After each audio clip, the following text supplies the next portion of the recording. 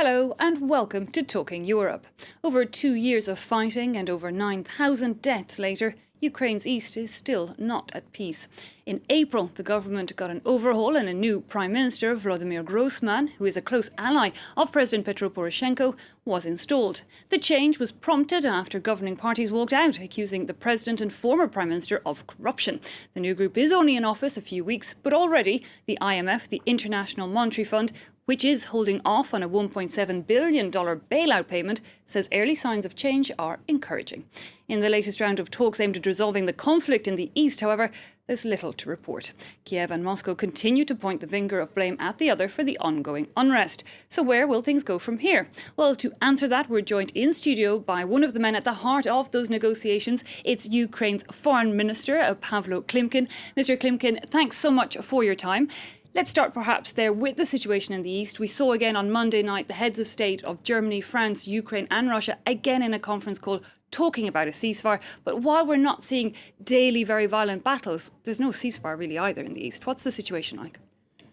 The reason is clear, because Russia is not interested in Donbass, but Russia is definitely interested in destabilizing Ukraine and actually the whole region because of Donbass. And the whole idea of Minsk agreements is actually very simple. Firstly, to reach de-escalation, stop shelling, to let the OSCE to access all areas, and of course to monitor Ukrainian-Russian border, which is now not under our control, to withdraw Russian regular troops and weaponry, and to put someone robust enough and bold enough in place to deliver on pre-electoral security. Sounds really easy. The point is that we have us, we have Germany, we have France fighting within the Normandy format. We have the European Union and G7. As a basis of solidarity. Yeah, exactly. The point is that Russia, again, is not interested in de-escalation and further stabilization. Well, obviously Russia would say to the contrary. They say Kiev is holding up the Minsk agreement. We had that latest round of the Normandy format with those four countries earlier this month in Berlin. We're told the atmosphere was better, but still nothing really came out of it. We're told perhaps Kiev and Moscow have agreed upon new security measures. You were at that meeting. What did you take away from it? Look, it was not about atmosphere, and I would not say it was fairly better than before. The point is that we have to deliver on security in good faith, undertake disengagement, create security areas, and of course to let the OSCE to control all areas of Donbass, because we have crazy lot of weapons hidden in mines, in industrial facilities, including heavy weapons. And it's the reason why we can't reach this stabilization and actually de-escalation. Because for you, I've read, Mr. Klimkin, that you need security on the ground before these elections can be put in place. At the same time, part of the Minsk agreement, that document agreed upon in February 2015, is to set a date for these local elections in the Donetsk and Lugansk region. Kiev's still not willing to do that. No, on the contrary, we need actually local elections because we need someone to talk to, but of course elected in free and fair elections. The point is to agree on electoral modalities because we don't need another fake, we need real elections. And has work begun on that? And the second point, without safety and security on the ground. But if I support a candidate for a mayor of Donbass, Donetsk, for example, or Lugansk, whatever, can I go there and make campaigning in Donetsk and Lugansk? Is it safe? Not only personally for me, but for everyone. Why it's not possible for Ukrainian political parties to participate in the process? But has work progressed on that? I mean, if Kiev set a date, maybe that's a sign of goodwill. Maybe then you can start negotiations on what security will be allowed. If you never set a date, you're never going to have the conditions. Look, we would be happy to go forward. The problem is to agree on electoral modalities.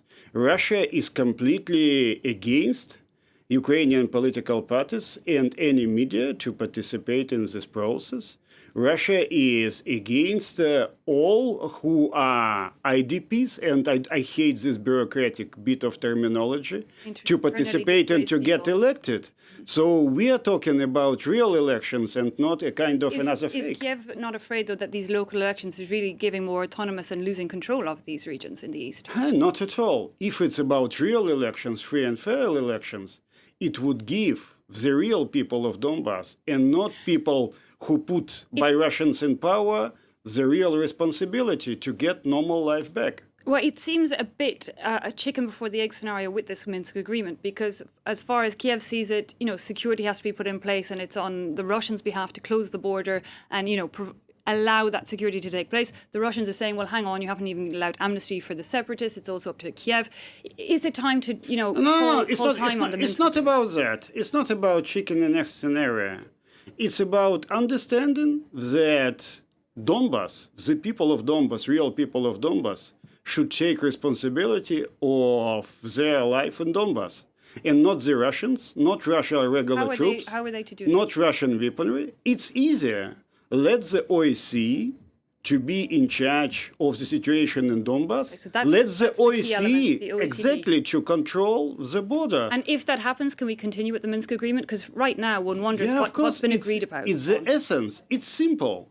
If you are fair with that, if you are serious with Minsk agreement, you need to let the international community to be in charge of the process, in charge of security, in charge of border, and in charge of preparing elections, and about delivering pre-electoral, electoral, and post-electoral security. The Minsk security. agreement still the way forward, or is it possible? No, because we are we've been fully talking committed about to Minsk agreement. It's a real way forward because it's a basis how we go from de-escalation towards stabilization. Well, another part of that Minsk agreement, of course, is corruption. They've called on Kiev, to really look at its own government. There was lots of claims of, the president, notably Petro Poroshenko, taking care of his own friends in certain companies. We've seen an overhaul of the government now. However, in the new government, a lot of the people brought in from abroad that had worked, elsewhere in the world, they've left. They've said it was impossible to push through this reform in the last government. Why are we to believe this new government will be any different? Look, it's about government reshuffle.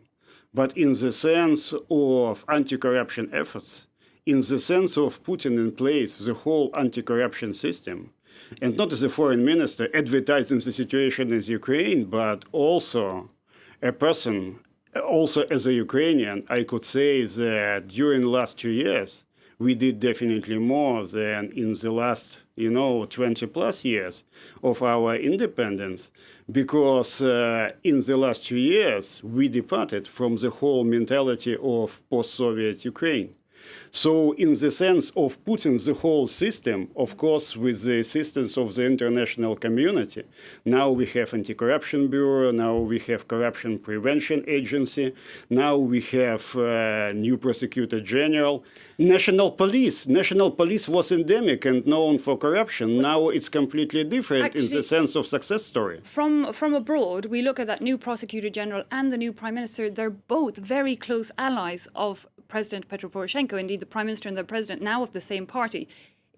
People in the past were afraid he was taking control. Is it good to have the top legal expert, Prime Minister and President, all very close? But they were elected by the parliament in a democratic procedure. And now for us, it's about working together as a team for Ukraine, how we understand it. And we understand our Ukraine as united, democratic and European country. Tell me, how has the government reacted to the accusations against Poroshenko in relation to the Panama Papers? The fact that he did set up a company with that Panama law firm. He's denied any wrongdoing, but hasn't denied the fact that, he was one of the people with an offshore. No, it's the other way around, because the idea behind it is to put all kind of assets in a blind trust. How the president promised it. And of course, it's both legal procedure, and it's of course needed time to be implemented. But the idea was not in any way to proceed with any kind of tax evasion, and it's proved and confirmed. But the idea was to put these assets on a blind trust. So an investigation has been gone into that to see who, why, because Because all papers were actually presented all that, and it's fully transparent process. Normally you use no, not in all cases, but in many cases, you need all kind of this offshore infrastructure. What for? For evading taxes. In this sense, it was completely different because, he had assets. He was prominent businessman also in Ukraine. He's one of the top 6 businessmen in Ukraine. Yeah, and his money has even increased in the last year. And he should put now, according to his promises, all kind of efforts in a blind trust because it's the only way and it's the internationally acceptable and recognized way how to handle it. And we have seen some good news in relation to the perhaps economic future of Ukraine. We heard there from the International Monetary Fund. It's got a preliminary approval to give Ukraine the next bit of its multi-billion-dollar bailout. That still has to be validated within 2 months. Do you think it will go forward? Do you think the IMF has asked for more proof that this new government is anti-corruption and putting new reforms in place? Do you think Definitely. It'll get it? We are fully decisive on that.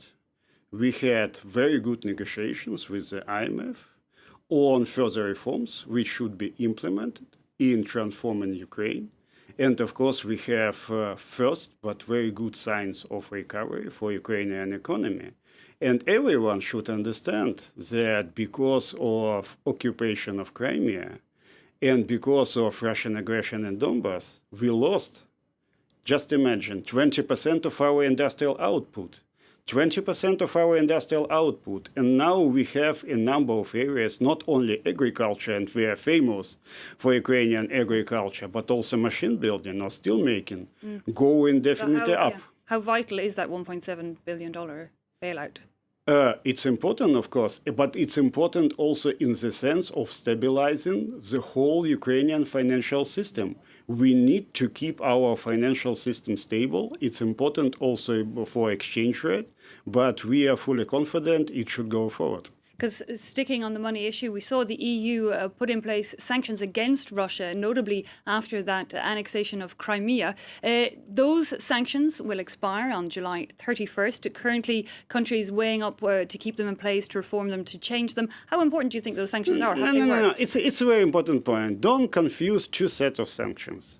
One, as a result of occupation of Crimea, and we have clear commitment to non-recognition policy of Crimea. And there is another second set of sanctions, which is clearly linked to Donbass, to the implementation of Minsk agreements. Yeah. And we are talking about the second set of sanctions. And there is a very clear position by G7 and the European Union in the sense that the sanctions could be eased up only if we have full implementation of Minsk agreements. And full implementation of Minsk agreements is also clear. Well, we had here in France, in the lower house of parliament, it was non-binding, but there was a vote, very vehement, from French politicians saying they want an end to EU sanctions on Russia because it's detrimental to French economy, to French farmers, because Russia, retaliated with its own sanctions back on the EU. So they're calling for an end to it. How does that make you feel? Yeah. Firstly, it's legally non-binding. But of course, for me, it's important. What I hear here and what I feel here is very clear positions of key French politicians about sanctions. And the background for the sanctions is commitment to values and principles. Russia broke any kind of commitments, legally binding commitments and political commitments. So in this sense, either we are able to keep Russia into the mainstream of Minsk agreement with political pressure, with political solidarity, and this sense of sanctions. Is this like effective pressure, these sanctions? Does it have? Definitely, it works. Okay. It works. We've been making, of course, very little progress. But on security, on different issues, it's important to make this progress. Of course, it's a difficult exercise, but we are talking about millions of people, about their fate, about their lives in Donbass. Now, Kiev, of course, so all the unrest erupted because the government in Kiev now wants to be close to the EU. But do you think the EU is supportive enough of Kiev? Firstly, I always said what I need from the European Union is solidarity, is engagement. Now we have the solidarity in the sense of political support, in the sense of sanctions imposed on Russia, and we have EU engagement for Ukrainian reforms. Ukrainian reforms which should ensure our future as a European and democratic country. And it's important. How important do you think Ukraine is for the EU? You know, why should the Bloc of 28 be concerned with your country? Because Ukraine is existential for the European project. And everyone here should understand that Russia has been waging hybrid war, not only against Ukraine, but also against the whole European Union. Slightly in a different way, because it's not about military aggression.